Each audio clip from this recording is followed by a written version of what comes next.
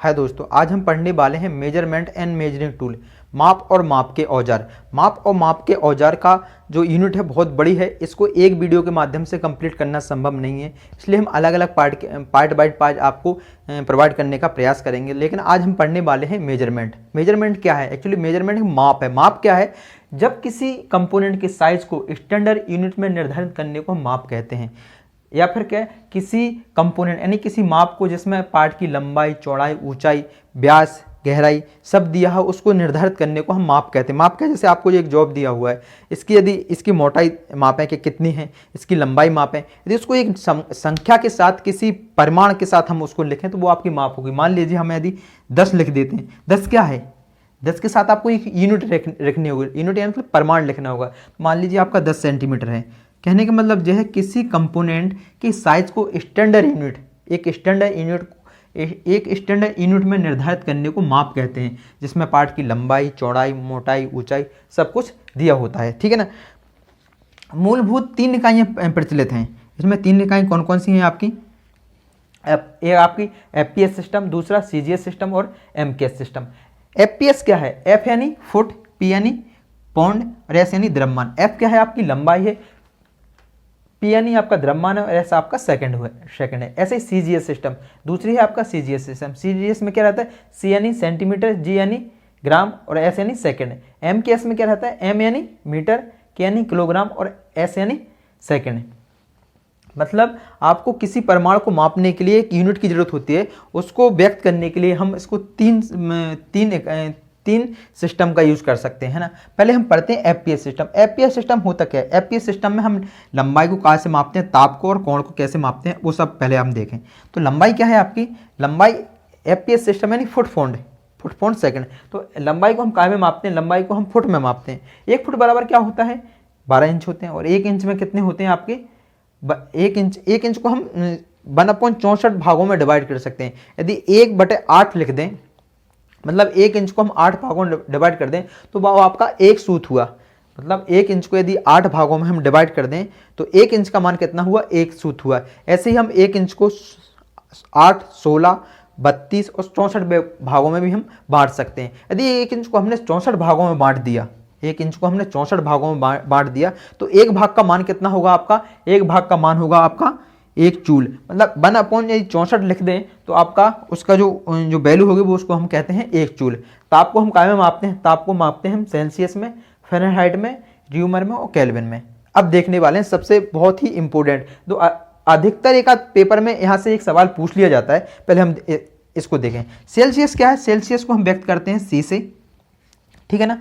Fahrenheit को उसके नाम से स्पष्ट फ़ारेनहाइट यानी एफ से, र्यूमर को आर से और केल्विन को सी से। यहाँ से क्या सवाल पूछा जाता है मैं आपको बताने वाला हूँ, ठीक है ना। तो पहले आप इसको बेसिक तरीके से समझें, एक्चुअली इसकी उत्पत्ति कैसे, उस सूत्र को हम सूत्र बनाने जा रहे हैं। अब सेल्सियस को देखें तो इसका क्या है ना, वाटर फ्रीजिंग पॉइंट कितना रहता है आपका? 0 डिग्री। फ़ारेनहाइट का कितना रहता है आपको? फ़ारेनहाइट का उसका शुरू कहाँ से होता है? ये आपका 32 से शुरू होता है। और र्यूमर का 0 से और केल्विन का 273। 273 क्या है? यदि केल्विन में किसी माप को हम माप रहे हैं तो 273 उसका वाटर फ्रीजिंग पॉइंट है। मतलब जो उसका 0 से स्टार्ट है ना, 0 उसका कितना है? 273 है। केल्विन का 0 कितना है? केल्विन का 0 है, ठीक है ना। फ़ारेनहाइट का 0 कितना है आपका? 32 है। और र्यूमर का 0 से स्टार्ट होता है। मतलब जो पॉइंट दिया हुआ है आपका वो वाटर फ्रीजिंग पॉइंट दिया है, उसका सबसे लोअर पॉइंट दे रहे हैं हम पहले। अब देखते हैं सेल्सियस कहाँ से शुरू होता है? 0 से शुरू होता है और कहाँ तक जाता है आपका? 100 सेल्सियस तक जाता है, ठीक है ना। इसके बाद फ़ारेनहाइट कहाँ से शुरू होता है आपका? 32 से शुरू होता है और जाता है आपका 212 तक जाता है। र्यूमर 0 से शुरू होता है और कहाँ तक जाता है? 80 तक। और केल्विन सेल्सियस आपका 273 से आपका जाता है, केल्विन 273 से जाता है 373। अब देखें 0 क्या है आपका? वाटर फ्रीजिंग पॉइंट है। और 100 क्या है आपका? बॉइलिंग पॉइंट है। इसी प्रकार फ़ारेनहाइट का 32 आपका वाटर फ्रीजिंग पॉइंट है और 212 आपका क्या दिया है?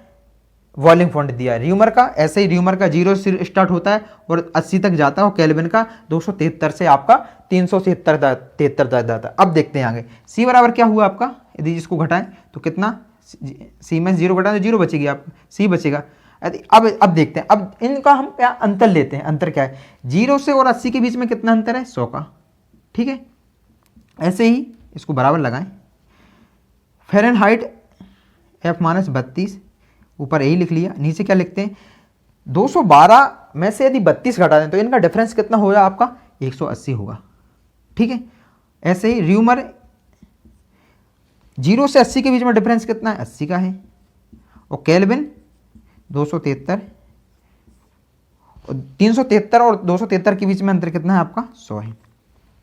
ये आपका मेन सूत्र बन गया। अब हम ऊपर वाले को मिटा सकते हैं। आप समझ गए ना कि जहां से इसका बॉइलिंग पॉइंट है और जहां से उसका फ्रीजिंग पॉइंट है वो आपका बॉइलिंग पॉइंट है, वो लिखना है। Freezing point, boiling point, freezing point, boiling point, समझ गए। तो ये आपका सूत्र बन गया। ठीक है ना। अब देखें, क्या देखें, कभी कभी पेपर में आपसे क्या सवाल पूछ लिया जाता है। मान लीजिए एक बेस्ट एग्जाम्पल लेते हैं अपना ही, मतलब मानव शरीर का फ़ारेनहाइट में टेम्परेचर कितना होता है। फ़ारेनहाइट में टेम्परेचर होता है आपको 36 दशमलव, इसका कितना होता है, इसका एक टेम्परेचर कितना होता है आपका, फ़ारेनहाइट में टेम्परेचर होता है आपका 98.6। ठीक है, -32 अपॉन 180। इसको काय में कन्वर्ट करना है आपको, फ़ारेनहाइट से सेल्सियस में बदलना है। तो सेल्सियस में मतलब आपको यदि एक संख्या दी है, यदि सेल्सियस से आपको फ़ारेनहाइट में बदलना है या फ़ारेनहाइट से सेल्सियस में बदलना है, तो दोनों संख्याओं को हम मान रख लेते हैं। अब मान लीजिए आपको फ़ारेनहाइट से सेल्सियस बदलना है, तो फ़ारेनहाइट वाले लिख लिए और सेल्सियस में लिख लिए। अब आपको देखना कि फ़ारेनहाइट मतलब 98.6 फ़ारेनहाइट बराबर सेल्सियस कितना होगा। तो इसको यदि आप निकालें तो क्या हो जाएगा आपका, ये हो जाएगा C बराबर हो जाएगा अपना, यदि इसको हम देखें 98.6 से 32 घटाएं तो इसकी आपकी वैल्यू आती है 66.6 इंटू, यहाँ कितना हो जाएगा, ये आपका 100 हो जाएगा क्योंकि इसमें 100 दिया हुआ है। ठीक है ना। तो इंटू कितना हो जाएगा 100, कितना बचा आपका 66.6 इंटू 100, और ये आपका नीचे कितने आ जाएंगे आपके 180। यदि इसको हम सॉल्व करते हैं, इस वैल्यू को सॉल्व करते हैं तो निकल के आता है आपका कितना आता है 37.1। आप समझ गए होंगे कि आपका यदि फ़ारेनहाइट में टेम्परेचर, मनुष्य का नॉर्मल टेम्परेचर फ़ारेनहाइट में कितना होता है 98.6 और सेल्सियस में कितना होता है आपका 36.1। कहने का मतलब ये है कि यदि आपको एक वैल्यू दी है फ़ारेनहाइट की दी है तो आप सेल्सियस में निकाल सकते हैं, या र्यूमर की दी है तो हम सेल्सियस में निकाल सकते हैं। दो वैल्यूओं की तुलना करके हम, यदि दो वैल्यूओं की तुलना करके एक वैल्यू दी है तो उसको निकाल सकते हैं। अभी हमने इन दोनों की तुलना की थी, किसकी, इसकी और इसकी। अब आपको पता है कि सेल्सियस के दिया है और आपको केल्विन में निकालना है, तो केल्विन की कोई वैल्यू दी है, मान के चलो कोई वैल्यू दी है, तो उस वैल्यू को रख के हम सेल्सियस की निकाल सकते हैं, सेल्सियस की दी है तो हम केल्विन की निकाल सकते हैं, जैसे कि आपने ऊपर देखा। ठीक है ना। आशा मुझे लगता है कि आपको समझ में आ गया होगा कि जैसे आप देखें कि मनुष्य का तापमान 98.6 फ़ारेनहाइट में, तो सेल्सियस में कितना होगा आपने निकाल लिया, कितना होगा 37.1। तो ये कौन सी माप हुई, ये आपकी ताप की माप हुई ब्रिटिश में। अब देखते हैं हम ब्रिटिश में कोण की माप। तो एक वृत्त में कितने होते हैं, एक वृत्त में आपके एक वृत्त में 360 डिग्री होते हैं। जैसे आपका एक वृत्त बना हुआ है, एक वृत्त में कितने होते हैं, एक वृत्त कितना होता है 90 डिग्री का होता है। ठीक है ना। और एक वृत्त में 360 डिग्री होते हैं। एक वृत्त में 4 समकोण होते हैं, 1 2 3 4 समकोण होते हैं, और एक समकोण बराबर कितना होता है, एक समकोण बराबर 90 डिग्री होता है। एक समकोण बराबर कितना होगा आपका 90 डिग्री हुआ। ठीक है ना।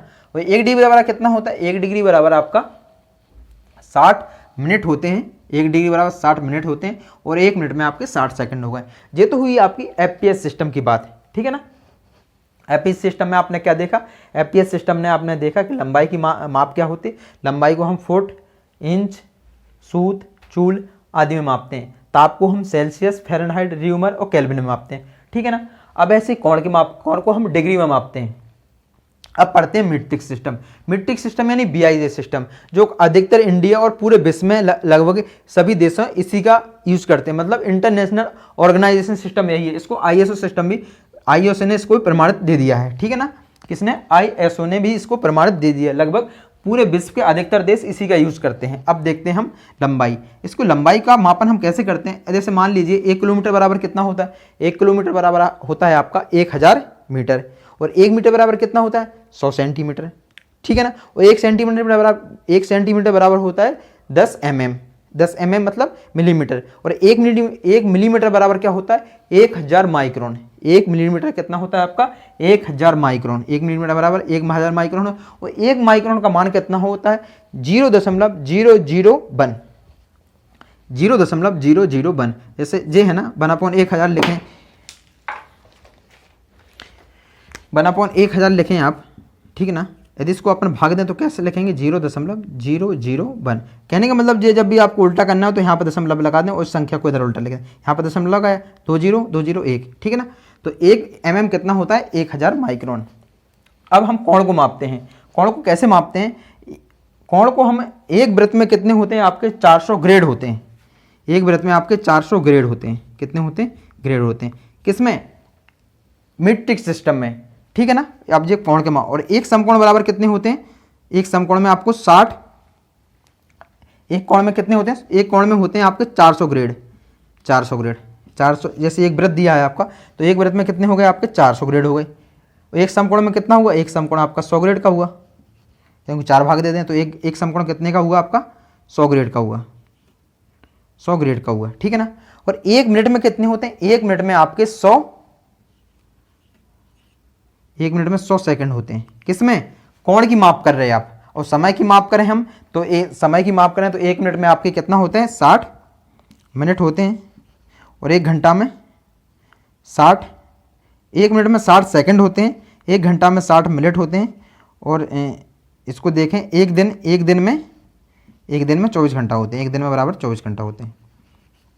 तो अभी हमने देखा मेजर और मेजरिंग टूल के अंतर्गत माप की इकाइयाँ, ठीक है ना। माप की इकाइयाँ हमने आज देखी।